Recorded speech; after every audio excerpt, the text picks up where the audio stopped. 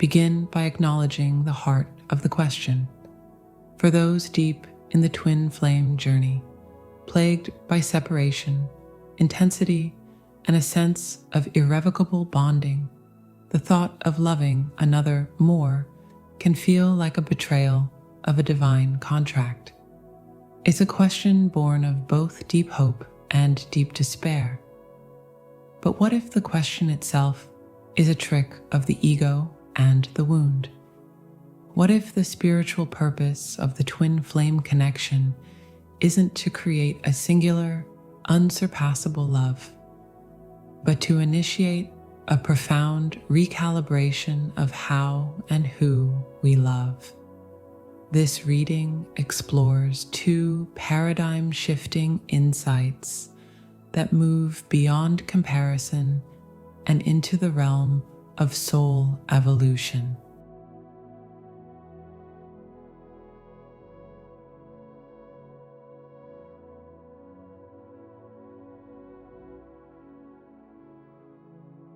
Let's talk about the mystery of the mirror.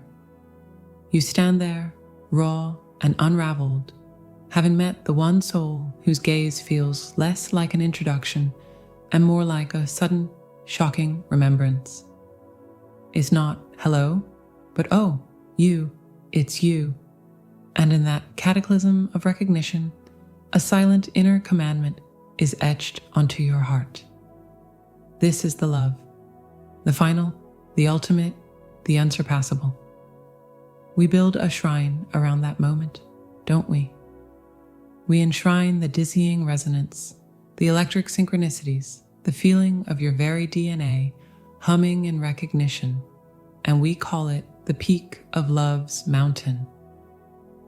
There can be nothing higher, so you spend years, maybe lifetimes, starving in the thin air at that summit, waiting for the other part of your resonance to land beside you, convinced that any other love would be a compromise, a step down into the fog of ordinary feeling. But what if we've misnamed the entire geography? What if that summit isn't the peak of love, but the launching pad for a different kind of flight altogether? See, the unique, agonizing beauty of the twin flame resonance isn't that it's the most love. It's that it's a specific love. It operates on a frequency of pure, undistorted essence. It's your soul's own signature note, played back to you through another. The shock isn't romantic, it's identificatory. It's the universe holding up a mirror so clear, so ruthlessly accurate, that you see not only your divine light, but every shadow, every crack, every forgotten corner of your being. You're not feeling love in the warm, embracing sense.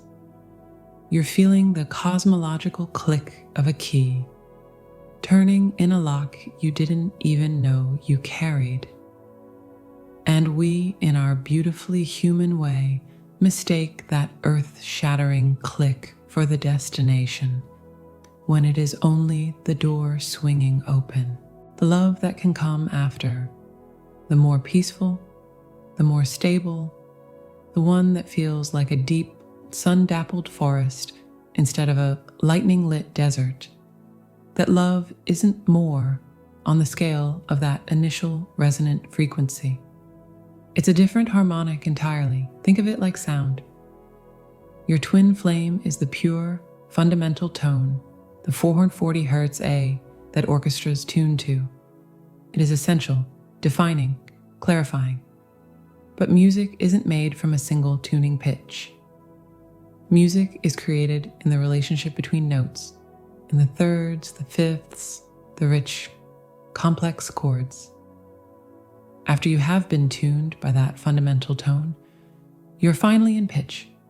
You're in your truth.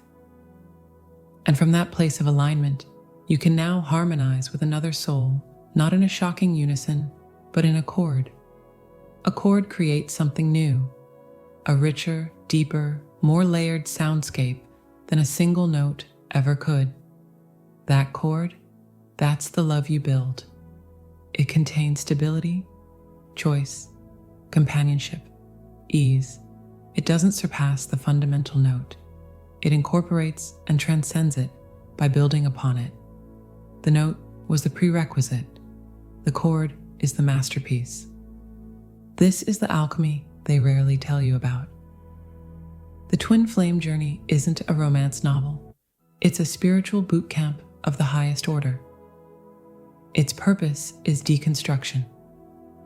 It's the controlled demolition of the false self. And yes, the foreman on that site wears the face of your deepest longing. It's chaotic, dusty, and terrifying. You will wander the rubble of your old life, clutching a single, undeniable truth. You felt real with them, but here's the secret. You weren't feeling them. You were feeling yourself, reflected back at full, unfiltered volume. The addiction is to that shocking clarity of self-recognition. Once the demolition is complete, once you've sifted through the rubble and started to rebuild yourself as the architect and not the ruin, everything changes. You are no longer a seeking, resonating fragment. You are becoming a sovereign, whole being. And a whole being doesn't love from hunger, from lack, from the desperate need to complete a circuit. A whole being loves from overflow, from choice. The new love that finds you in this state isn't being asked to be your mirror, your healer, or your cosmic counterweight. It's being invited to be your partner, your collaborator in a peaceful kingdom you have already begun to build from the ashes the flame left behind. That love feels more in the only way that truly matters to a human heart. It feels more livable, more nourishing, more kind. It's the difference between being struck by lightning and learning to generate your own steady, life-giving light. The lightning was a spectacular, transformative event that showed you the dark. The light you cultivate afterwards is what allows you to truly see and grow and cherish what's in front of you. So you see, beautiful soul, you were never asking the right question. It was never about more. It was always about different. It was about graduating from the resonance that shatters you to the harmony that holds you. And the most profound part? The harmony couldn't exist without that first, pure, devastating note. Your twin flame wasn't the love of your life. They were the love that activated your life. And what you do with that activated life, who you choose to share its glorious, quiet, everyday music with, that is where your real, chosen forever begins. And yet, what if even this sacred, resonant assignment has an expiration date? What happens when the spiritual contract is fulfilled and you are, at last, free?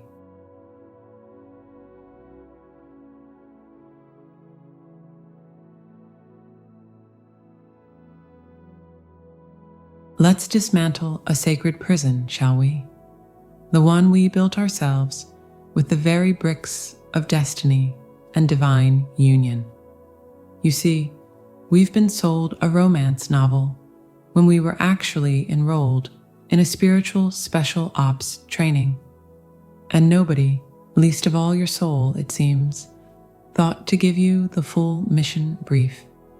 You just felt the draft, the call, the unshakable knowing that you had to report to a specific coordinate in space-time, marked by a pair of eyes that felt like home and havoc all at once. Think of it this way. Imagine your soul, before this whole earthly carnival began, sitting in a sort of cosmic planning room. A map of your potential life is spread out, and there's a glaring, flashing point of critical inertia. A knot of karma so dense, a lesson so pivotal that bypassing it would render the entire incarnation shallow, a skipped grade. Your soul agrees. This must be unlocked. But the lock is on the inside of a door you'd never voluntarily open. The door to your deepest wounds, your primal fears, your untapped power. So a plan is hatched. You need a co-conspirator, someone who will agree, on a soul level, to play a role so perfectly antagonistic and magnetic that you will be forced to that door. They will hold the mirror, they will trigger the wounds, they will ignite the longing so fierce it becomes a forge for your transformation. That's the contract, not you will live happily ever after. The contract reads, you will be catalyzed into becoming who you came here to be, and my goodness, do they execute their part with Oscar-worthy precision. The pull, that's the soul's memory of the mission's urgency. The agony of separation, that's the psychic friction of an unfulfilled clause. You wander around feeling like a book with half its pages ripped out, convinced the other half is them. But what if the missing pages aren't them? What if they're the chapters of yourself that only this specific, brutal, beautiful process could author? Here's the mystery, the one we dance around. The mission has an end date. The contract has a sunset clause. It activates not when you get the earthly relationship, but when you integrate the lesson. When you've finally faced that shadow in the mirror and said, I see you. I reclaim you.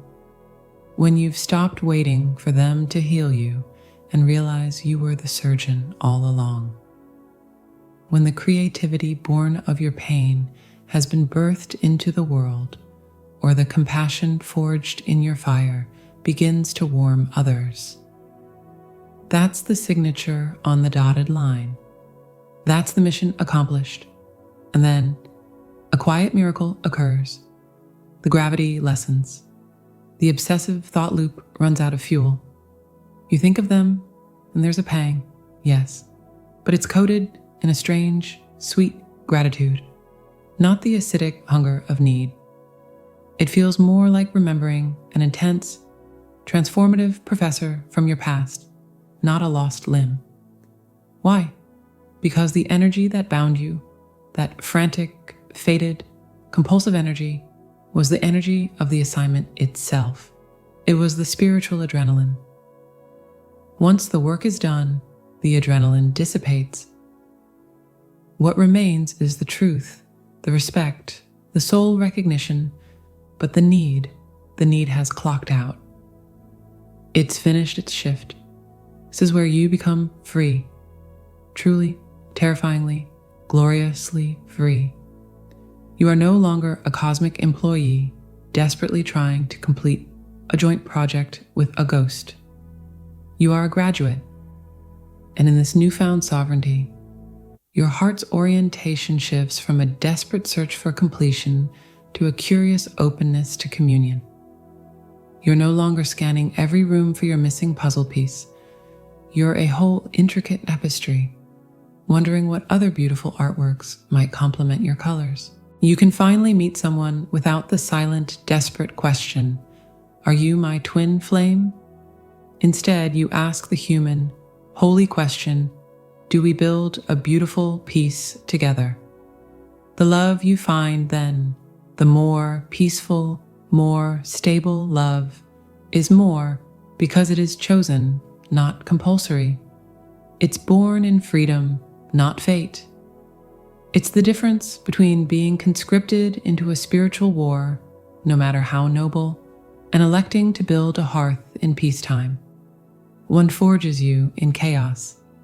The other nurtures you in coherence. You cannot compare the bond with your drill sergeant to the bond with your life partner. They exist in different dimensions of your being. So you see, the ultimate purpose of the twin flame dynamic may not be union with them at all. Its purpose may be the union within you that it relentlessly, ruthlessly, divinely forces. And once that inner union is solid, once the sovereign sits firmly on the throne of your own heart, you are finally eligible for a love that doesn't need to be a catalyst, a love that can just be a love, a profound, simple, incredibly complex, everyday miracle. You will love them differently, not more than, not less than. After, and after contains a universe of possibilities that instead of never could. The hook you feel now, that faint, lingering pull, that's just the echo of the old frequency. Tune your dial. A new signal is coming in, clear and calm, and it's broadcasting a message of your own creation.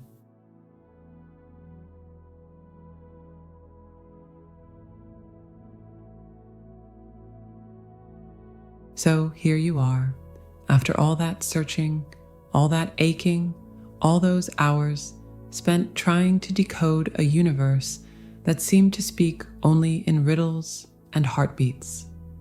You came with a question wrapped in fear. Will I ever find a love greater than this? And what we've done, you and I, is gently unwrap that question to find the real inquiry hidden inside, the one your soul was whispering all along. Will I ever be free enough to experience love without comparison? That's the revelation, the quiet thunderclap. The entire tumultuous journey, the dizzying heights, the gut-wrenching silences, the synchronicities that felt like winks from God, was never a funnel leading you to one person. It was a centrifugal force, designed to fling you to the very edges of your own being so you could map its entirety. You were sent on a cosmic reconnaissance mission to yourself. And the magnetic pull you felt toward that other soul, that was just the homing beacon, the irresistible signal urging you to report to the coordinates of your own awakening. To be honest, it's a brilliant, if slightly dramatic, setup. The universe doesn't just give you a self-help book. It incarnates your most profound lesson in a person you can't ignore. Think of it like this. You've been a pilgrim to a sacred site within your own psyche. The twin flame was both the compelling vision that set you on the path and the challenging terrain you had to cross. But the destination was never them. The destination was the altar you didn't know existed within your own inner chapel. And now you're standing before it. The candles are lit. The space is hallowed by your own tears and triumphs. You are no longer a pilgrim seeking. You have become the sanctuary itself. This is where the old vocabulary of more than or less than dissolves into irrelevance. It was always the wrong lexicon for this journey. You don't compare the foundation to the house. You don't compare the blueprint to the lived-in home filled with morning light and shared laughter. One made the other possible, but they serve different purposes in the story of your wholeness. The love you are now capable of isn't a higher note on the same scale. It's a different instrument entirely. It's the rich, resonant cello to the piercing, pure violin of that initial recognition. One can play a haunting solo that splits you open. The other can provide the grounding harmony for a duet that builds something lasting and new. Which is more music? The question misses the point of the symphony. So, do twin flames ever find someone they love more? The answer is a profound, liberating, and slightly mischievous. They find someone they love differently, from a place of wholeness they didn't possess before. And that difference, that love born of freedom, not fate, of choice, not compulsion, of fullness, not lack, feels like a deeper, kinder, more sustainable kind of miracle. It's the miracle of the everyday sacred. It doesn't scream from the mountaintop. It whispers in the quiet kitchen, threads its fingers through yours during a difficult moment, and builds a future with you brick by ordinary, precious brick. Your heart is not a limited vessel with one reserved space for a supreme love. It is an expanding universe. The twin flame connection was the Big Bang, a spectacular, formative eruption that set everything in motion and scattered the seeds of your potential across the inner cosmos. What grows from those seeds, the galaxies of self-love, the solar systems of new connection, the gentle, habitable planets of peaceful partnership, that is the ongoing creation. And it is yours to shape. You are not losing a divine love by opening to another. You are fulfilling its divine purpose. The seed was meant to become a forest, not remain a singular, worshipped pod in your hand. Let it grow. Let your own landscape become so lush, so alive, so teeming with the life you cultivated from that initial spark that you stop looking for a single tree and begin to cherish the entire breathtaking ecosystem you've become.